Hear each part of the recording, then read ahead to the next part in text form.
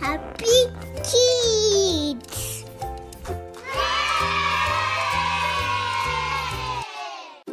አስሩ ለምጻሞች። ዛሬ የምናየው የለምጻሞች ታሪክ የተጻፈው ኢየሱስ ክርስቶስ ወደ ኢየሩሳሌም እየተጓዘ በነበረበት ወቅት ነበር።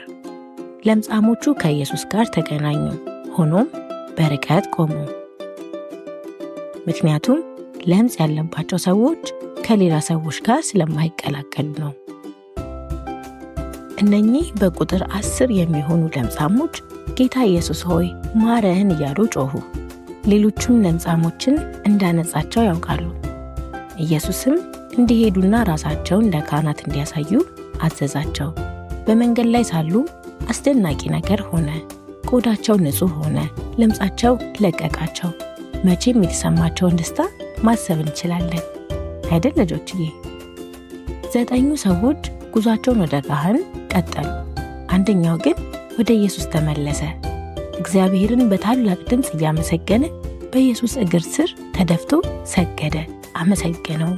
ይህ ሰው ሳምራዊ ሲሆን የመጣውም ከሰማርያ አካባቢ ነበር።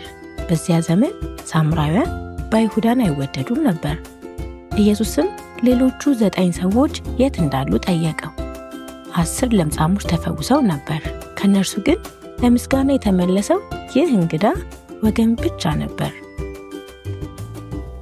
ሰውየውንም ተነሳና ሂድ፣ እምነትህ አድኖሃል አለው።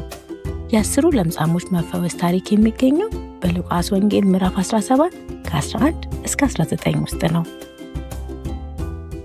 ልጆችዬ ለዛሬው የነበረን የመጽሐፍ ቅዱስ ትምህርት ይሄን ይመስላል። በሚቀጥለው ሳምንት ደግሞ በአዲስ ትምህርት እስክንገናኝ ድረስ መልካም ሳምንት።